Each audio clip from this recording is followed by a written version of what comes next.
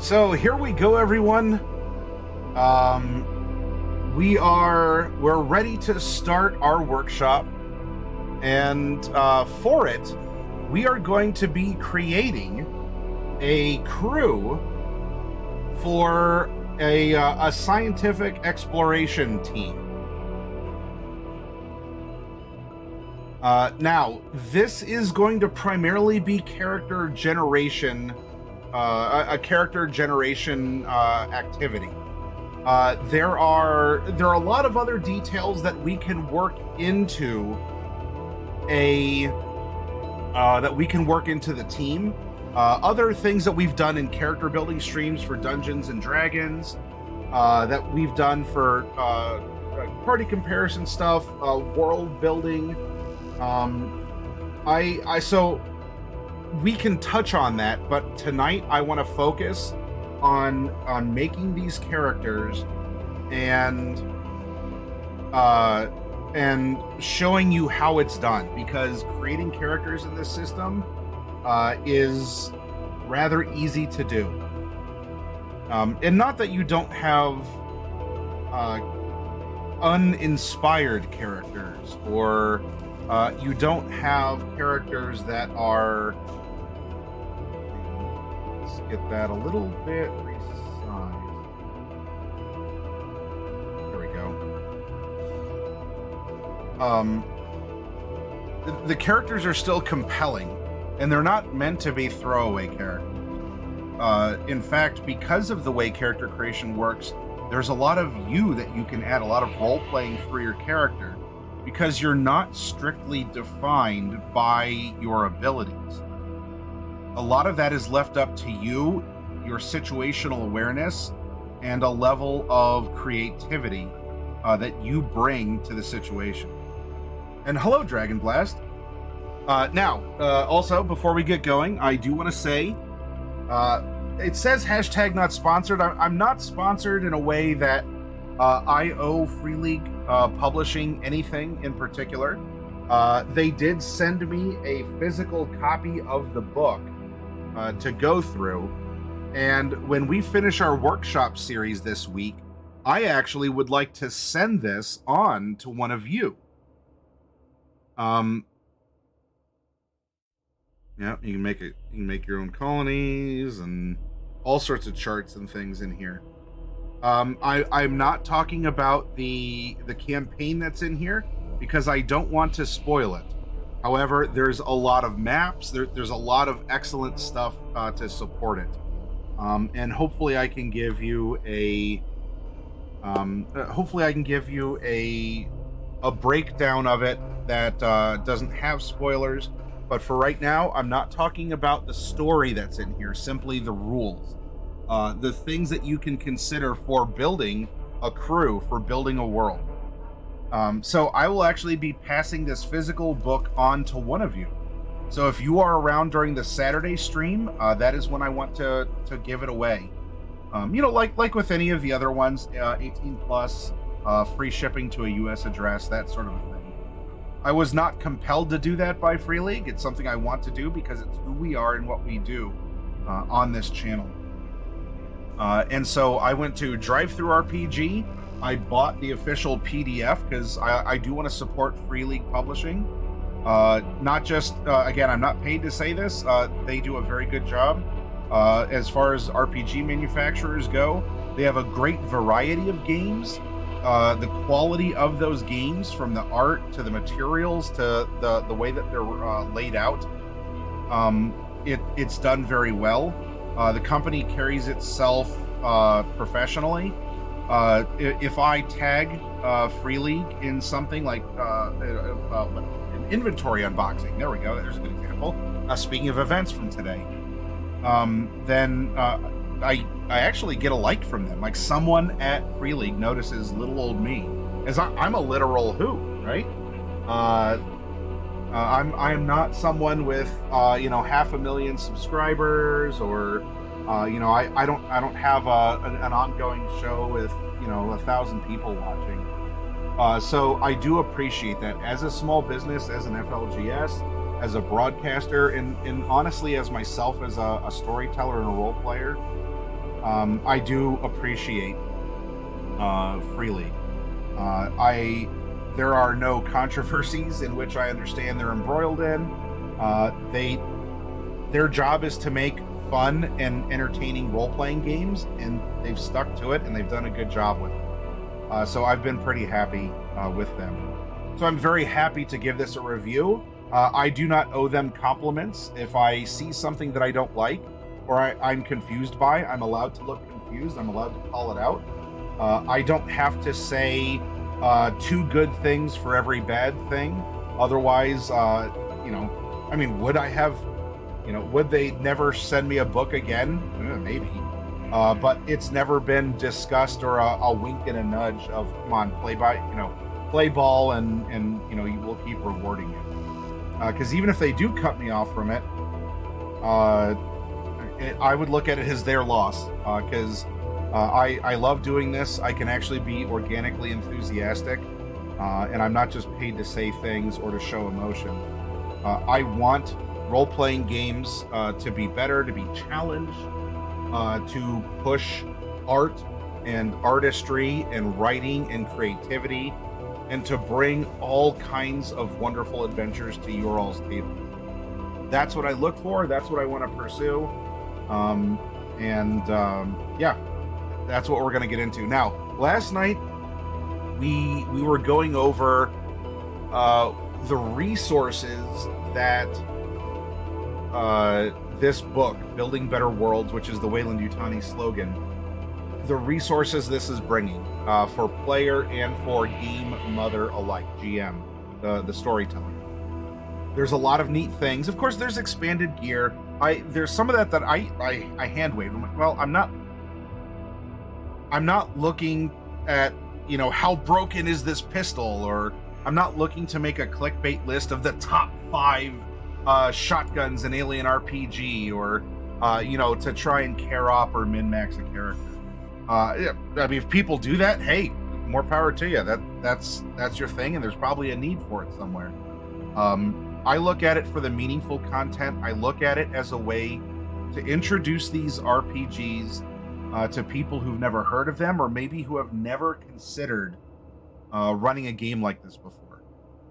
And this is a hurdle that I think branded role-playing games do have to overcome. Because ironically, Alien RPG can alienate people because they'll say, well, I'm not a fan of horror movies. Or even if they are, I've never seen Alien, so I probably won't get this system. So that's the trade-off anytime a branded RPG is made. It is name recognition at the cost of people saying, well, there's already, 11 billion properties for Alien. I haven't read all this stuff. I probably won't understand what's going on. This book does hold your hand through it, and just like with any system, it doesn't have to be Alien. It could be Witcher. It could be it could be a well, it is kind of a brand now. It's Cyberpunk Red, based on Cyberpunk 2020. Of course, there's video games and other things that have come out about it. There is a lot of lore written in the Cyberpunk world. But even a system like that, where there's that hesitation of, well, it's cool. The game's been out for a while, but I haven't been playing for 20 years. Am I? Well, hem ha. Put that aside. Did you hem and haw about the absolute crushing depth of lore in Dungeons and Dragons, or did you just start playing it? You jumped in and you had fun and you understood it along the way. You made up things that either you just kept as that is the truth of this world, or you just amended later. So if you feel called out, then good. But also, that's good, right? I hope I'm normalizing this. I'm putting this in very understandable terms, where in this case, yeah, I have Alien RPG up. I'm not trying to shill Alien RPG. I'm trying to expand your all's repertoires of games, and to get rid of those negative emotions, those feelings of doubt that are the exact opposite of what a role-playing game should instill in you. Bold confidence, adventure, the unknown right around a corner or just over the horizon. That's what a different system can offer.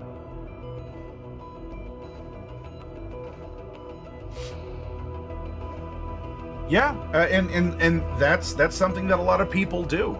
So even inside of Dungeons and Dragons, you have these big established worlds: Eberron, Forgotten Realms, and some people want to avoid. They love D&D, but they don't want to play with it, so they carve it out, or they take the concept and make it their own.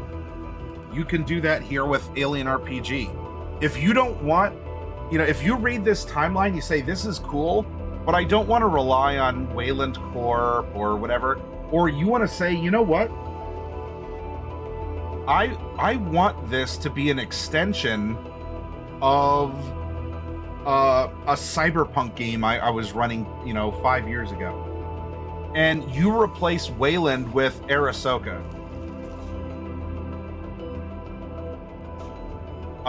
You replace... there was it was a very interesting name for a university. It was like Godfund or something along those lines. It's in here somewhere. But if you want to make that Night City University, then have it be an extension of your cyberpunk campaign. Oh, there we go. It's the Gehelgod Institute. Gehelgod.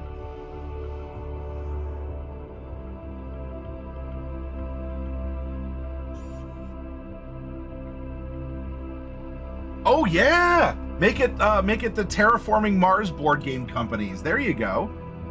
I kind of like using pre-established settings and modifying a bit. Yeah, exactly, Dragon Blast. So with this or Forgotten Realms, I mean, consider this like you thinking, I like Eberron. I like an Eberron style D&D game. Well, can I convince you to play Alien RPG if you like Alien, if you like horror and or sci-fi, if you like Dead Space, Helldivers, if you like what were other things? Starship Troopers.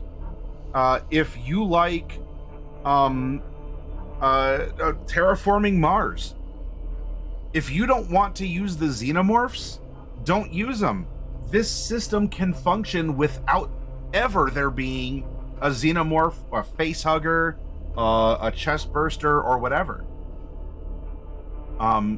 It's just like saying, in Dungeons and Dragons, how many times have you had a game or a campaign that has had zero dragons in it, and yet it's in the title? Or very few, despite how ubiquitously we say Dungeons and Dragons. So I want to make these connections and parallels. Yeah, you could make Rico's Roughnecks in this, Bagger. Oh, Firefly. Now, there is a Firefly RPG, but if you want to do Firefly, because this has rules for exploration. This has rules for colonies and trading and all this. Yeah, it's just... oops, all dungeons. Yeah, James, who played D&D 4E as a Pokemon system. Anyway, so we're talking about a new system and exploring it. We were going over the timeline, some of the fluff, the lore. We delved a bit into the crunch, not a lot, because this is a toolbox, or if not a toolbox, a box of Legos for you to spread out and put together what you want. Put together your own planet, your own setting, your own colony, your own ship. This book is a box of Legos to play with in the Alien RPG system. Pardon.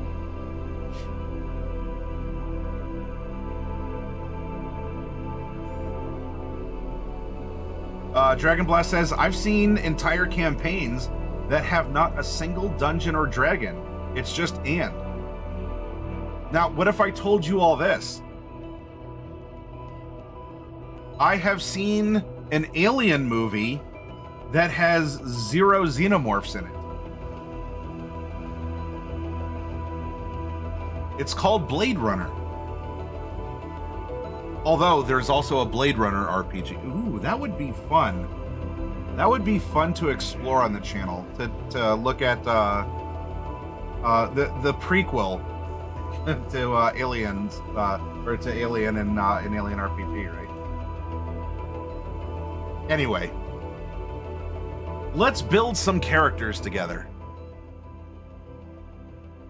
I'm gonna put on some sort of music.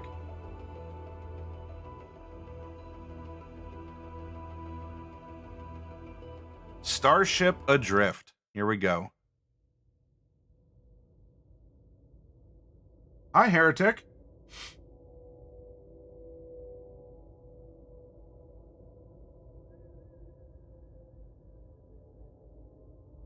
All right, so we have lots of lore. We're going over all this. Do you need to use all this? No. Do you need to use some of it? No. Can you change any of it? Yes, all of it. Have fun doing so as well. All right. Blade Runners in the Alien universe or timeline. There's cinematic evidence. There is cinematic evidence that Blade Runner takes place in the same continuity as all the Alien movies.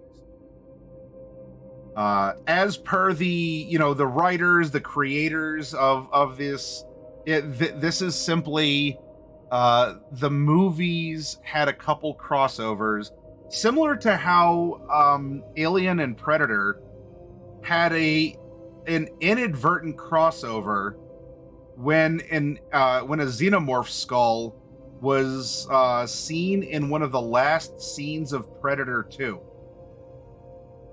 And for people who kind of squinted and went, wait a minute, is that because it was just something in the background, right? It was just maybe an Easter egg, a reference, that it grew into this neat idea that has spawned many cool things, including a very cool side-scrolling beat-em-up arcade game.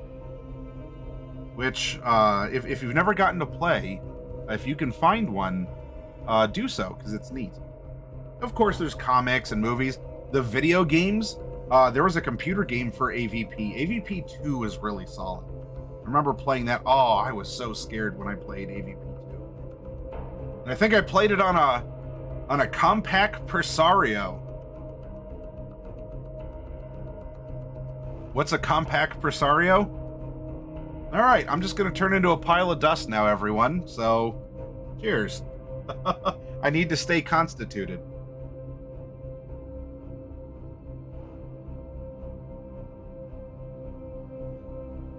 Now, your mileage may be different, but an exploration team, as per the book here in Building Better Worlds, if you're playing along at home.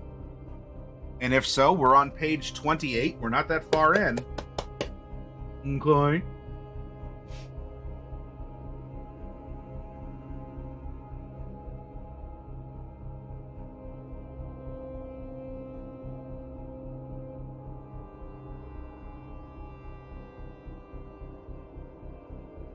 A typical SEV crew complement is 12. 1 officer, the captain, 1 company rep, 2 pilot/technicians, 4 xenoscientists, 1 research synthetic, 2 security officers, and a scout. No medical officer is necessary, as an autodoc or med pod can readily fill that role.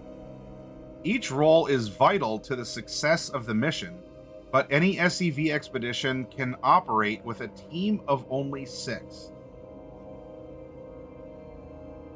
It was 84 years ago.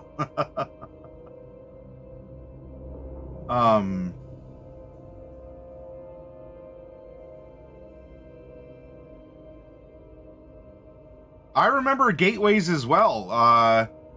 I mean, that was the time when a computer company could do quirky stuff like gateways had the cow pattern logo and boxes. I believe they shipped in as well.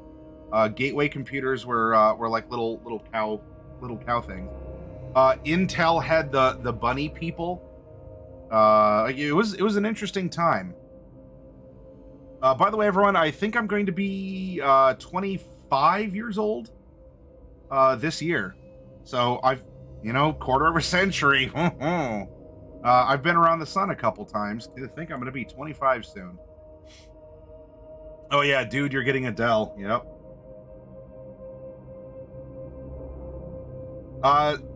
Now, do we need to make all 12? We can. This process doesn't take that long.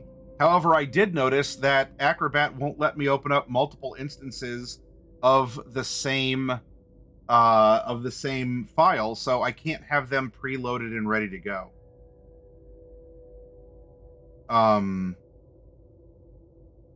So anyway, this is what an exploration crew typically has.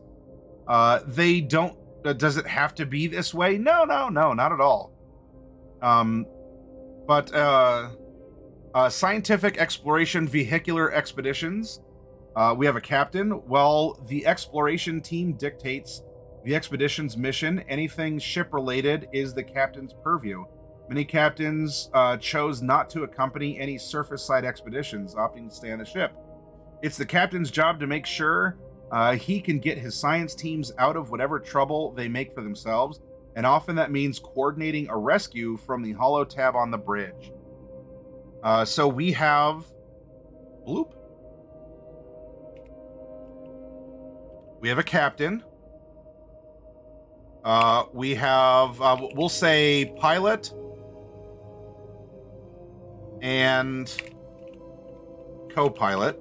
I mean, they may very well operate on different shifts or, different seniorities, or the pilot might be the first officer behind the captain, or that could end up being the company rep in that regard. Because if this is and if not a company rep, this could be a governmental rep, because the UPP wouldn't have private businesses doing this, but there might very well be, like a party official or someone on the ship making sure that all the discoveries are made in the name of science and for the people of the UPP.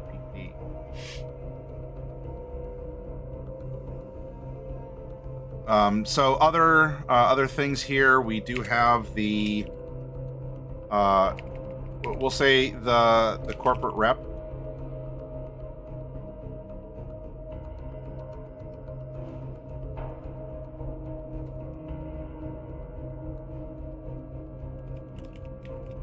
Scientist, and we'll copy this.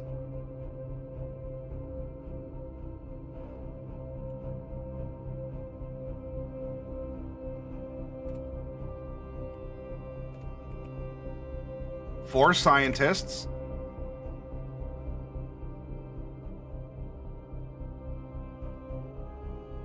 A synth.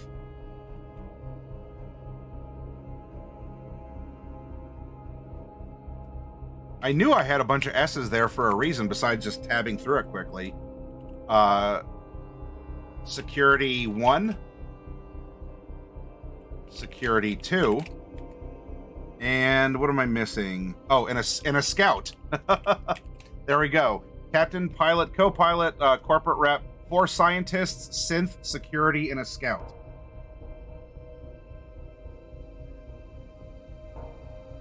All SEV missions have at least one dedicated pilot, if not 2. As pilots on SEV missions seldom leave the ship, they are picked for a combination of flying experience and high-level mechanical and technical skills.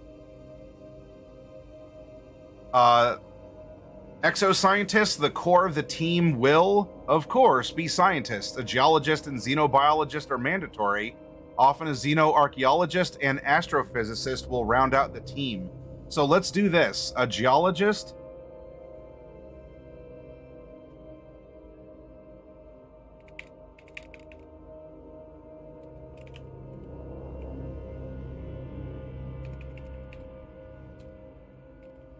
Whoops. Xenobio.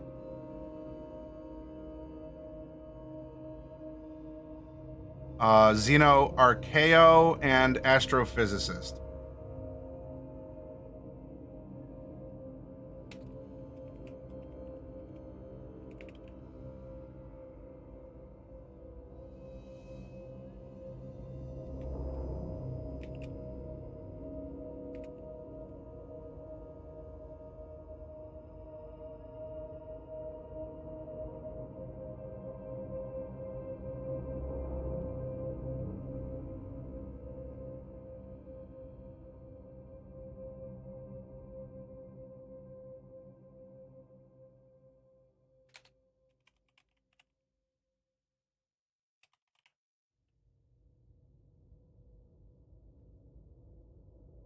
Your first computer is a gateway. The gateway cow on the phone was with 911 saying, "Yeah, I need to report a farmer in the Dell." Fluffy sheep. Our first computer was a gateway. Story checks out. Is that because we're showing that Miller is a decrepit old fart?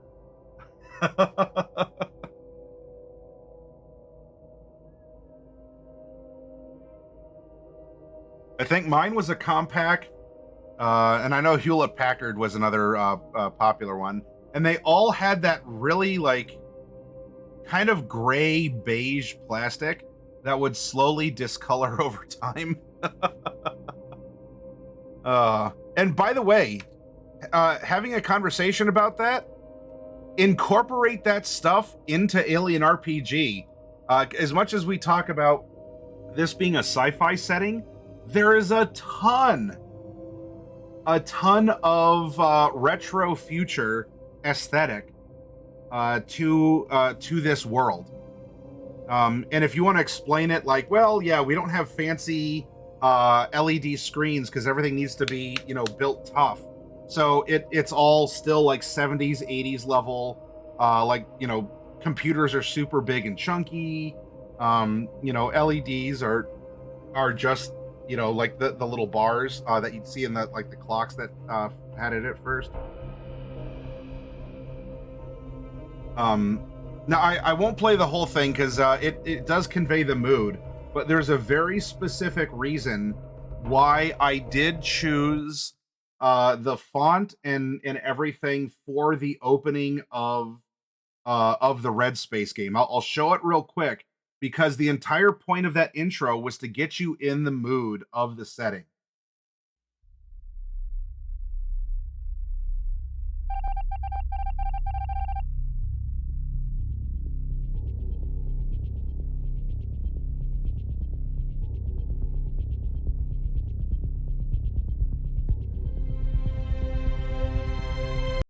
So the kind of computery noises, although that's the specific computery noises are a whole other reference that still fits the mood and the theme of Alien.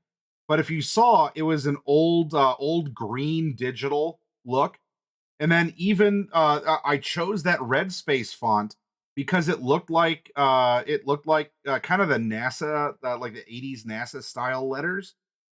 Um, because that's that was the tech, that was the generation.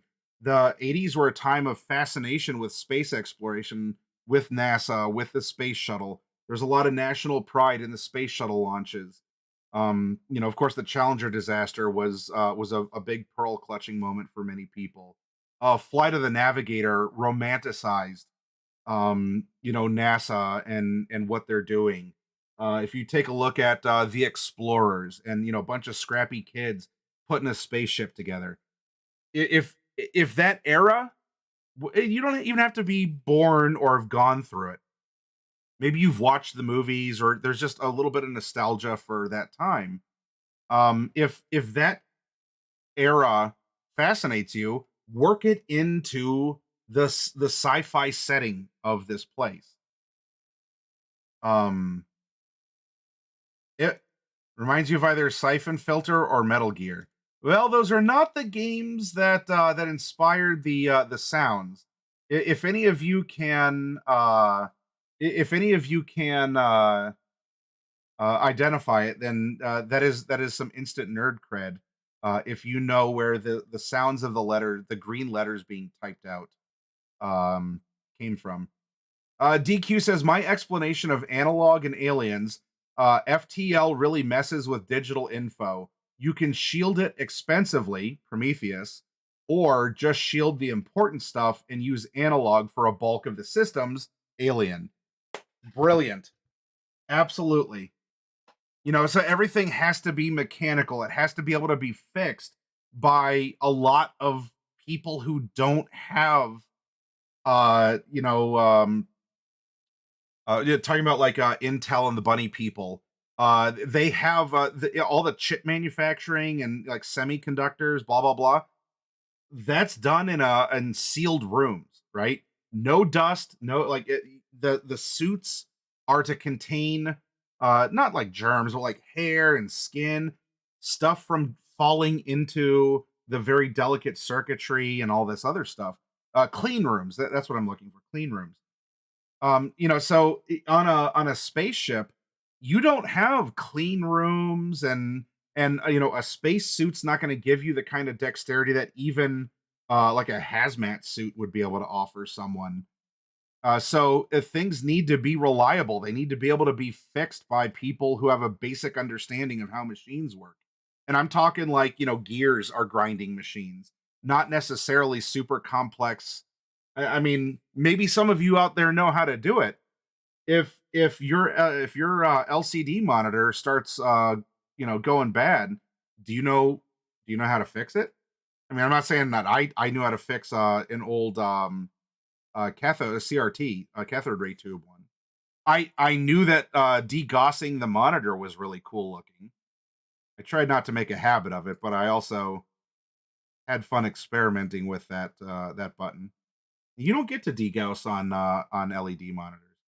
But anyway, if a kid like me could degauss a cathode ray tube, or I could open up the TV and say, here's the cathode ray component. I may not know how to build a cathode ray component, but I do know that I can take that out and I could put this other thing in. Well, then there you go. Anyway, let's get our Starship Adrift music on. So we have our exploration team, and I think that we can start filling these roles. There are actual careers. There are actual careers in Alien RPG that is a pilot. But right now, let's look at this as team roles, and we can sometimes select maybe just we'll manufacture a few up front.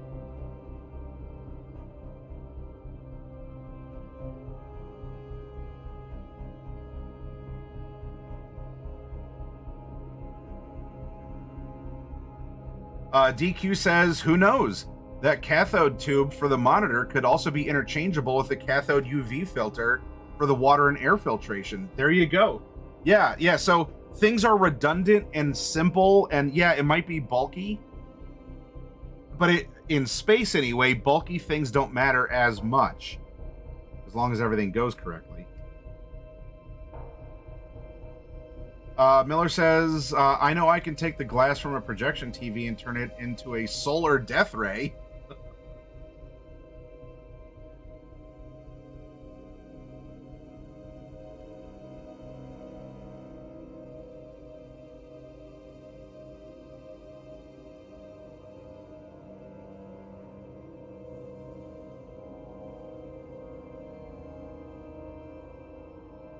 All right. So as we had touched on it last night, let's look over the different careers from the core book and how they might interact with this expansion of the rules that can lead into it can very much lead into the campaign here. But your team might be comprised of only the core careers and not have a wildcatter. You might ask, well, what's a wildcatter? And we'll absolutely get to that then.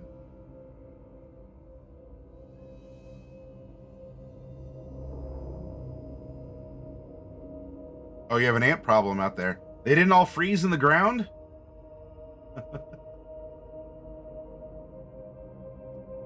All right, so we touched on what a colonial marine could mean if you are out on the fringes in the frontier, or maybe even attached to a scientific group. Colonial marine might be very good as security. You might even have the captain be a colonial marine, or an equivalent, right? Colonial Marshal. The company is all about law and order on the frontier, as long as it's their law and order. That's what the company heavies are for. Leaning on people, making sure the marshal makes the right call, that sort of thing. But also, if you know the law, you can break the law.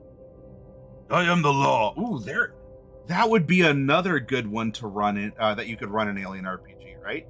Judge Dredd. And not even have xenomorphs at all. Like it's the people or machines or other such things. You could do a Judge Dredd or a Demolition Man even.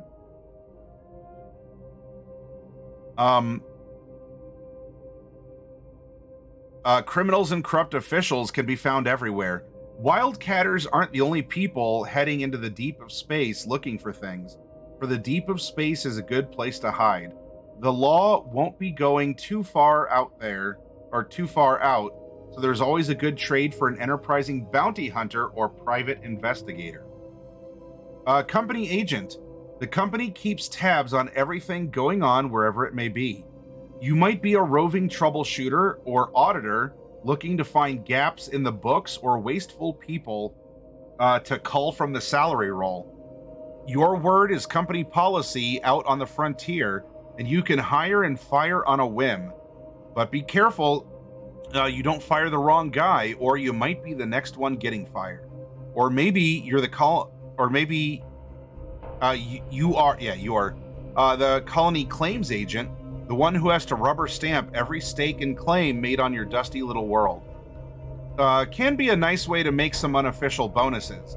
But then there are those as slick as company executives, but who don't work for the company. Fixers who can get whatever you want, but at a price. Union agitators striving for the good of the workers, or rivals trying to horn in on the company's success.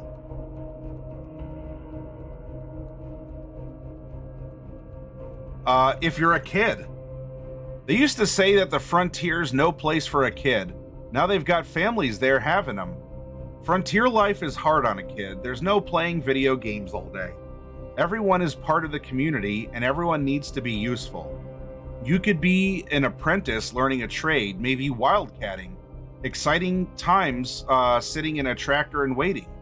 Or maybe a geologist sifting through dust and rock looking for hell knows what. But about the idea of mining, you get to play with dynamite. Then there's the whiz kid who does nothing but can hack into everything, and that quiet kid who knows every twist and turn of the place. Just make sure you stay 2 steps ahead of the adults. This way, when things go belly up, you'll have a running head start. A medic. On the frontier, you have to stand on your own 2 feet, even when you've got a fungal infection and a compound femoral fracture. Out here, a good paramedic is like gold dust. So much so that a really good one can write their own check or be fast-tracked to the position of medical officer, which means better pay, better quarters, and better rations. Also, keep in mind that the stresses of the frontier life don't suit everybody. Too many colonists find themselves coping at the bottom of a bottle or kicking back with a handful of pills. The more progressive companies out there are aware of the problem and have started employing full-time psychologists or counselors to look after folks at the raggedy end of space. Like a Deanna Troi.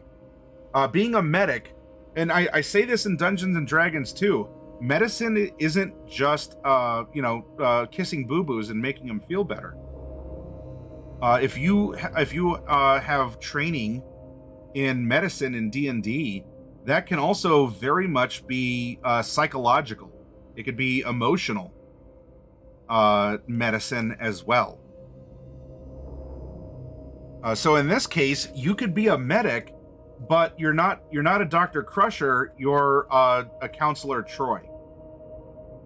And I like that this section is giving you these ideas where you might say, well, in my last game of Alien RPG, or my impression of a Colonial Marine is pretty much what I've seen in Aliens.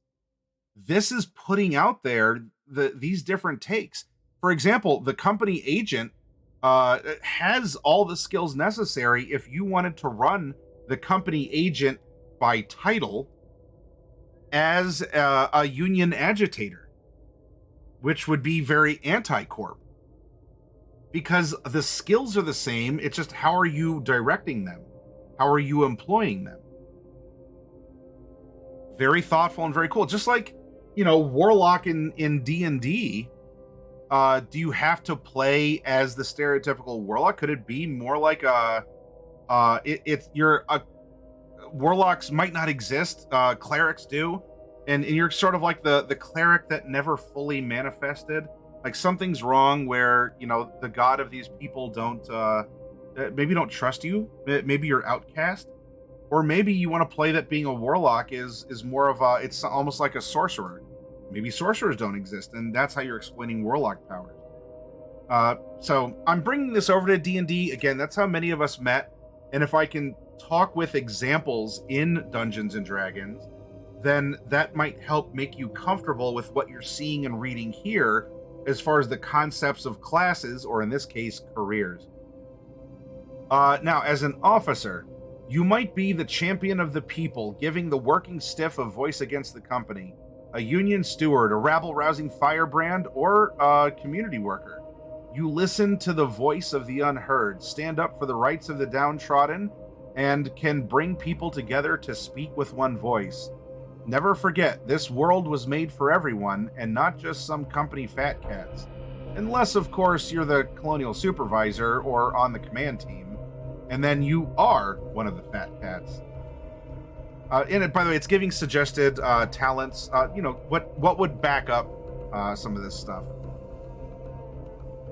By the way, I like the gear you can have is a megaphone or unofficial access key card to your boss's office. As a pilot, nothing happens on the frontier without you. You don't need to be a flashy military flyboy pulling bat turns to do well out here. Flying a skiff hauler, running the low orbital taxi, or flying search and rescue are all proper jobs on the frontier. You might be a tractor runner, the first to explore new places right after the catters have done the dangerous bit, of course. And you get to fly one of those big Magellan exploration ships? Now that's the job you want. Which, by the way, if you saw in the equipment section last night, the spaceship designs were really sweet. Or a roughneck. Out on the frontier, you get things done. Maintenance and factory work might be menial and dead end, but mining hands are skilled people, even if they do call you a drill jockey. Demolition experts even more so, even if they call you powder monkey. People gotta breathe, and planetary engineers keep the Atmo processors running. And people gotta eat, and you might be the farmer to feed them. It's a rare colony that takes you out across rolling fields under a wide blue sky, so you might be farming bugs or fungi or growing hydroponics. People are relying on you to turn the minerals of the soil, the compounds in the atmosphere, and the waste of other colonists into something edible. Welcome back, Heretic. James says Psych is very useful in Arkham Horror or games where stress is important. Yes, very much so. And also, hi, Urians. And then we have a scientist. There's an abundance of wonder just waiting to be discovered, and you're going to be the first to find it. Whether it's chasing the weather on a new planet, tracking the local tremors, analyzing alien critters, or hunting for the fossils of ancient life, you scrabble to reveal the hidden secrets of the cosmos. You might be independent, on the payroll of the company, or contracted by a wealthy client for purposes they truly keep to themselves. Your drive for discovery will be for the good of humankind, and with a bit of your luck, your bank balance. As a wildcatter, now these are the two new careers that you could be. Those other ones were in the core book, and those are takes on those classes in this kind of a setting, in a campaign setting, right? As a wildcatter, I'm sorry, those are the talents. Let's read here. There's green in them thar hills, money to be made on every rock you can reach. You know what to look for, and you know what to look, or you know what to look for, and you know. Wait. Oh, all right. Hang on. My pacing was my pacing was off here. So, there's green in them thar hills, money to be made on every rock you can reach, if you know what to look for, and you know what to look for. You may be an independent prospector seeking out the rich resources that bring wealth to corporations, governments, and a little bit for yourself. Or, if you've taken the company dime, you might be a colony surveyor, choosing the best site for building or estimating how much construction might cost. Or a land agent, defining who owns what and who owes how much in rent. And the entertainer? The frontier needs all kinds of people to make life bearable. Everyone knows about the pilots, engineers, company shills, security guards, scientists, and medics. But that's not you. You're an entertainer, a performer, a croupier, unofficial club owner, waiter, barkeep, or other profession. Perhaps you are of the oldest profession, even or especially so in the depths of space. Firefly was brought up in chat a little bit earlier. That kind of a professional is a part of the crew. One of the unsung folks who make life in a rundown rat shit place bearable. At the end of a long day, the roustabouts and mechanics, lab technicians, and cleaners all need a friendly face and an hour or two where they can forget how tough their life is. Your job is to provide exactly that. That's what you do. You make life bearable on the frontier.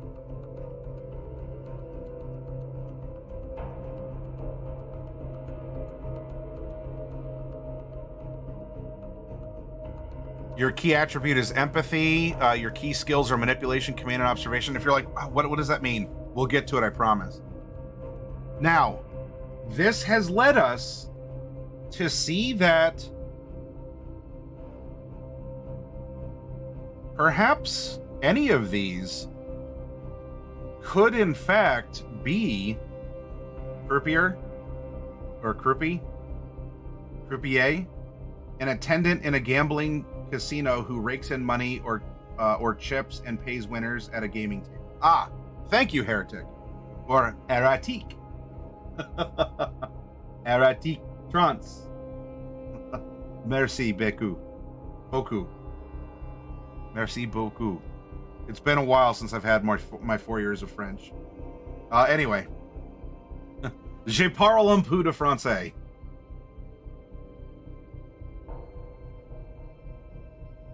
While we do have pilot for pilot,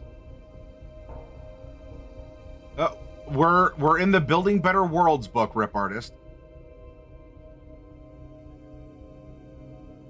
I think that we've seen and been inspired that roles on this ship could really fall to anyone, and especially for two reasons. One, Just because your career is pilot doesn't mean that you're automatically a pilot or that's all you can do because of how the skill system works. And two, sometimes you have a case of any port in the storm. So I think what we can do, all right. Hey Stella, I have a question. What kind of money are the entertainer paid with? What makes it worth their while to make others happy and safe? Well, that depends on the context of the crew, of the exploration. The money might be you have been hired by a company or a private sponsor to go out and keep the rest of the crew from space madness, as Ren and Stimpy might say. Or you want to do it because, I don't know, you're tired of working on the planet you were on and you want something new. It may not immediately pay off, but it's better than being it's better than being a bartender back in the colony back home. And if you find something, you might strike it rich. So you're paid an opportunity, or at least getting the hell out of whatever was behind you. So it comes down to the circumstances. Or again, you might have been paid very well to be you're a professional entertainer on the corporate dime or through the institution, or maybe you have been picked up along the way, and really you're not getting paid in anything except I'm not dying, and so I have heat, food, and water. Plus, people who can tell stories out in the depths of space, who can help pass the time, that could be a very valuable skill. So there's a lot of ways that that as a career can be fruitful, even in this setting. And I hope that we'll get to explore that. So I think what we'll do, for sure, why don't we do this? To showcase building to the stereotype and challenging that, let's have one of our pilots be a pilot as per career. Let's have one of our security officers be a Marine. And we can have one of our scientists. Let's do this. Stella, can you please type exclamation point 1D4? No spaces. Exclamation point number 1. Letter D is in doggo, number 4.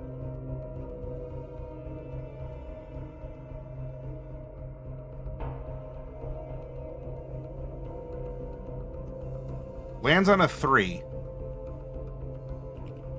Actually, we have 4. We have 4 of these. We'll have 2 guaranteed scientists as per the career. Rip Artist, can you give me a 1D4 roll in chat?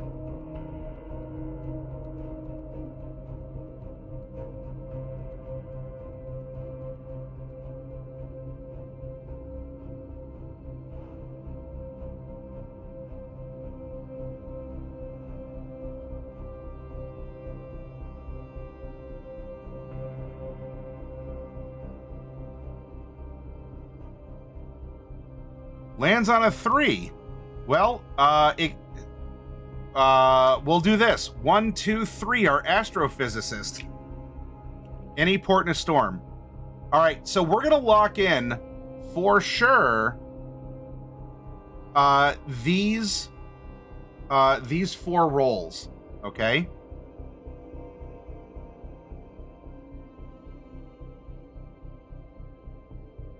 Well, and then we do have a synth. Ooh, the synth. Well, yeah, that could fall in there too. Wait, how many do we have then? Because if we have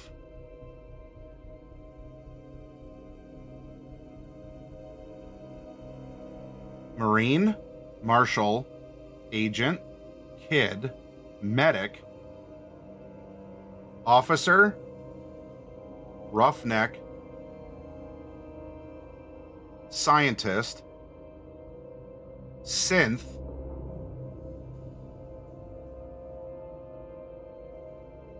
which is its own special build, wildcatter, and entertainer. That's 11. So we have room. We have room where we can have one of these. Okay. And then one would be a wild card in a sense.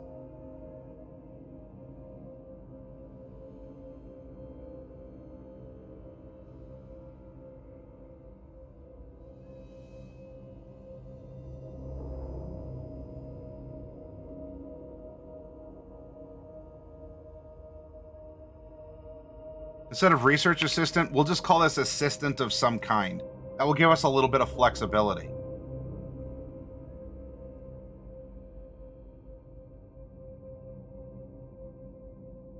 Because I'm thinking if we open this up where we use one of each of the 11,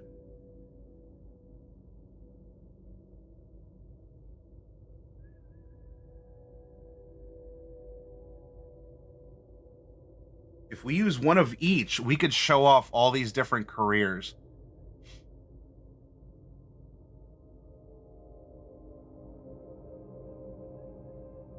Oh, I think we can. All right.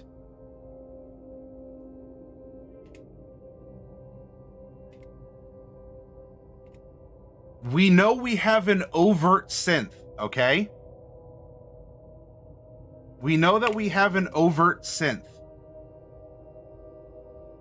Though in this setting, not all synths are overt.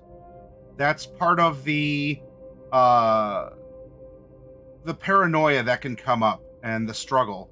That's also why, tongue-in-cheek, the alien worlds, the alien universe and the Blade universe are one and the same.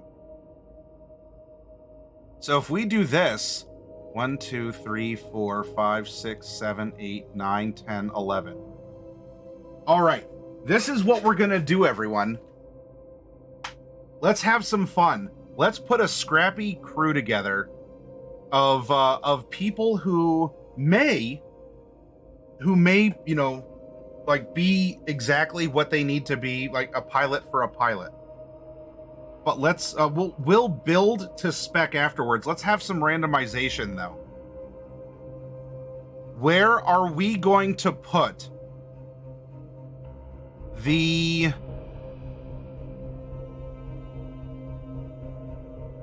where are we going to put the Colonial Marine? We'll just do this in order, okay? We've had Rip Artist and Stella roll Heretic Trance. Will you please roll a 1d10 in chat? And I'm saying that because I know it can provide an 11 because the dice are rigged. They're magical, I mean. Lands on a 1? All right, the captain of our ship is a Colonial Marine.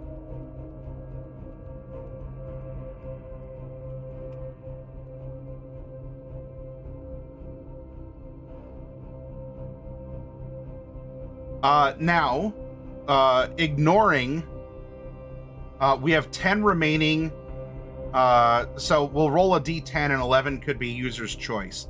The Colonial Marshal, let's have James Norse. Can you roll a 1d10 in chat?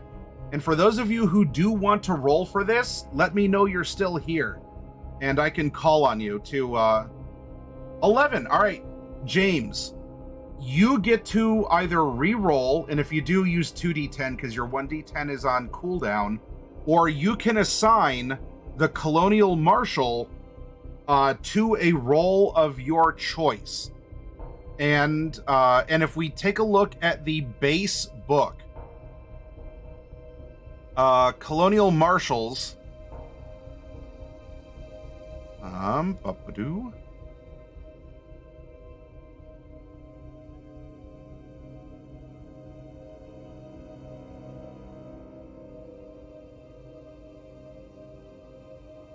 You tend to be good with wits, Your key skills are observation, ranged combat, and manipulation if you want to play into it.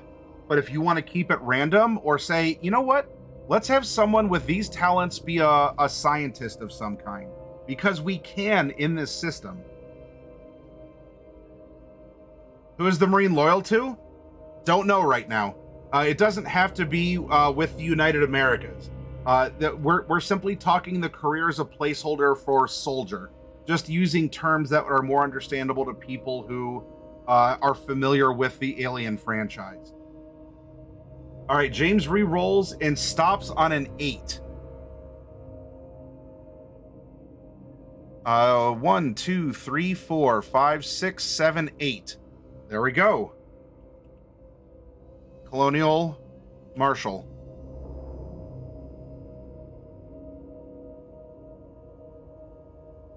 Next up, our company agent. Hi, Medusa Queen. Medusa Queen, will you please type exclamation point 1d8? And the 9 will yield a result and not be a user choice because we have 9 slots remaining.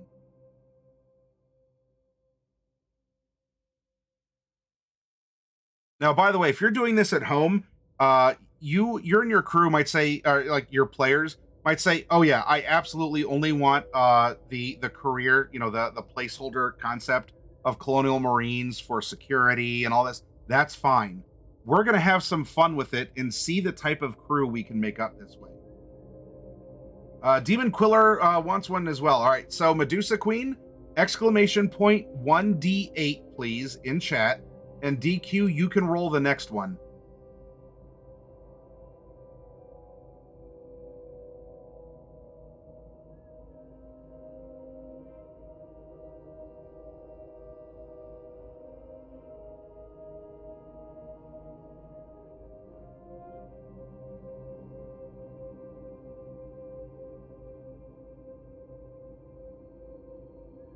We might have lost Medusa Queen. Demon Quiller, 1d8, please, in chat.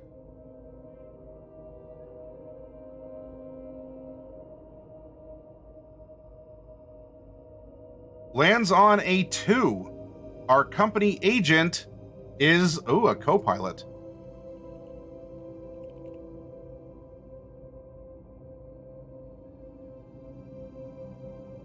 Next up, the Kid. Hero Dragon.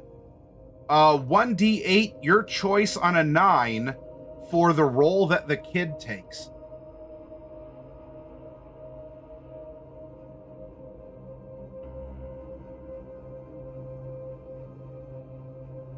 Lands on a 1. Oh, pilot. All right. We saw this in Red Space, everyone. We have a little Anakin Skywalker going on here. All right, now who's playing the role of the corporate rep? Now you might go, oh, well, the company agent clearly should play and that fits very well. In Dungeons and Dragons, what if I told you a Valor Bard can very well be described as a paladin?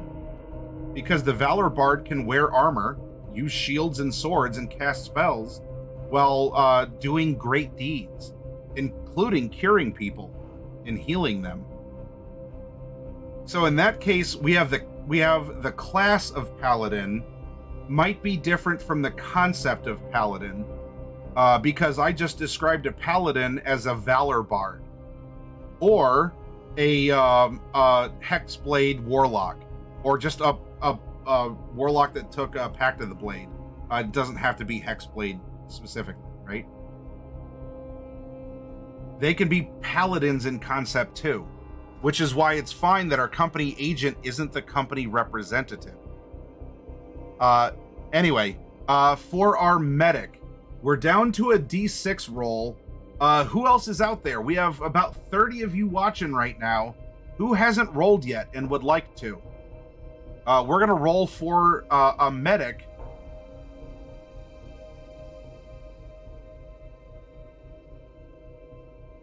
It can. And if not the weight of the metal, the type of the metal too, Stella.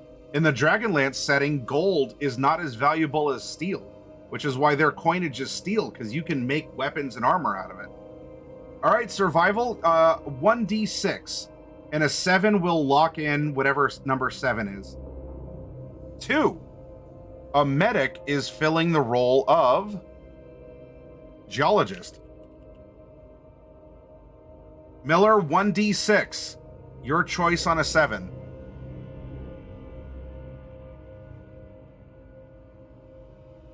And this is for the officer career.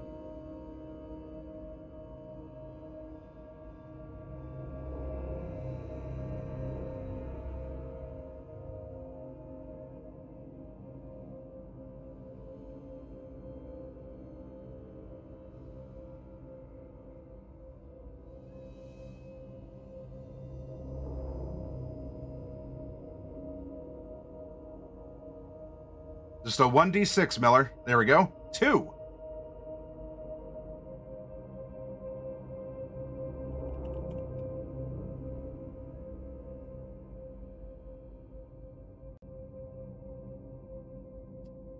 Next is our pilot. Who else is out there? I don't know, Medusa Queen, if you're back at your computer. If you wanted to roll... Who's Fluffy Sheep if you're out there? Dragon Blast if you're out there.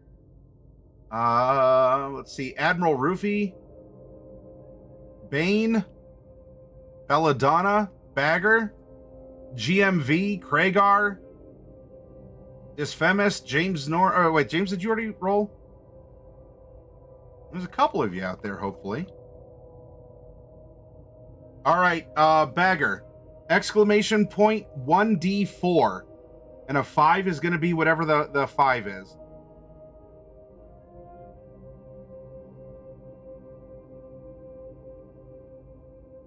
Three. 1, 2, 3.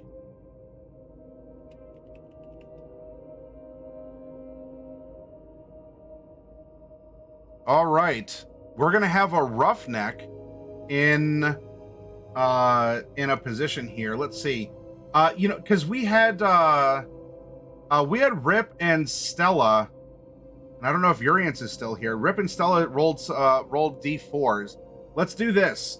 Stella, would you roll a 1d4 for me, please?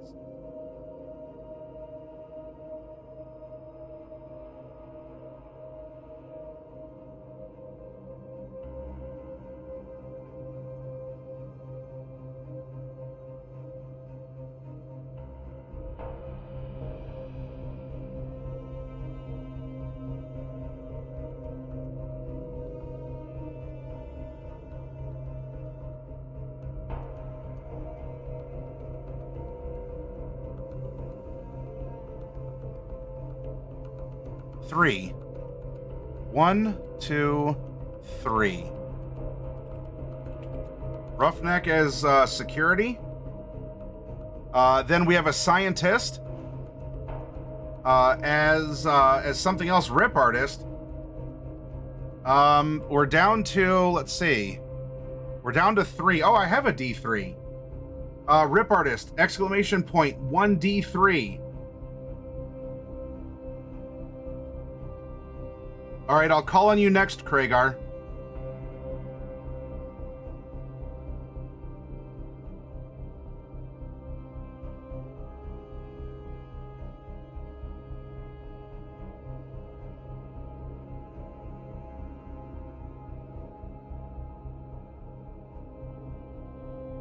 You get 4 wishes. Well, look at that. Since we only have 3 remaining, it's your choice where you want to put the scientist. Do you want to put the scientist as the corporate rep, as the xeno-archaeologist, or as the scout? Which role would you want to put this character?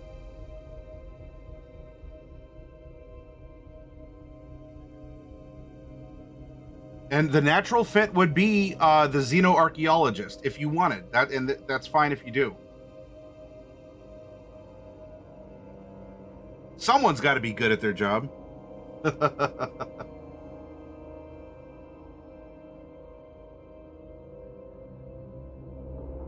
All right. That just leaves our wildcatter and our entertainer. Now, these might be for in a concept. Well, we already have a colony in going. These are people who are on the ground or part of an ongoing need. But on a ship, they still have roles. It just will be slightly different, just as we've explored from the base careers being a little bit different in this kind of a campaign setting. Hey, it absolutely worked in Red Space, and if you all haven't seen that 3-parter, I hope that you do. That was a very intense game. It's over on my YouTube. It's a 3-part adventure. Red Space. It should have its own playlist, I believe, on my YouTube channel. Yeah, that could be the case. All right, Kragar, our wildcatter, we're gonna go odds or evens. Roll a d12, and if it's a 13, you get to choose. Otherwise, odds is the first one, evens is the second one that's open. Oh, you got a 13. All right, our wildcatter, which is kind of a we have piloting, survival, observation as our key skills, agility as an attribute. You're kind of a scout. You are, so if you wanted to play into that, our wildcatter would make a very good scout. If you want the wildcatter to be the corporate rep, that's fine too. Or the entertainer, because you're indirectly choosing where the entertainer's going. The wildcatter is going as either the corporate rep or whatever. It could be an institution from a university, a government official that is sponsoring this expedition. Again, we're talking in a broad term. Where do you want this wildcatter to go? I think corp rep would be better as the entertainer. All right, so we're gonna go entertainer and wildcatter. Okay. All right, with this in mind, I'm going to show you how we can start making these characters in Alien RPG.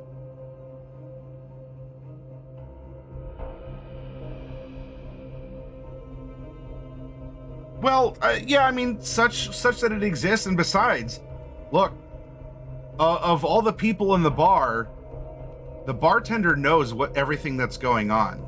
And so either, well, overtly, and you're the cool boss, or covertly as, hey, I'm here to deal you cards, but I'll be talking to you in the meantime.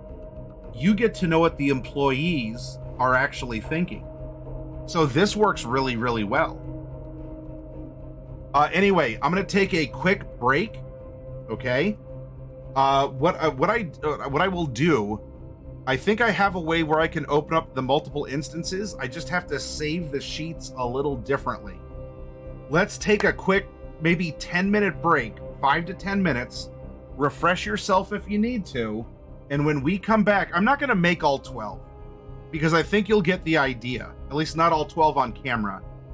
But I want to show you how we can play into a character that naturally fits what is, what's going on, and how we can also have a very viable character like the entertainer as the corporate rep and not have that be the agent character or agent career from the base book. Hi, Woden. Someone in the oldest known profession tends to know all the dirty little secrets of everyone as well. Mm-hmm. And here's the best part. You could never get in trouble with sleeping with the boss because you are the boss, right? And on that note, I'm going to take a quick break, set up the character sheets, and we'll go through character builds together, okay? Hold on tight, everyone.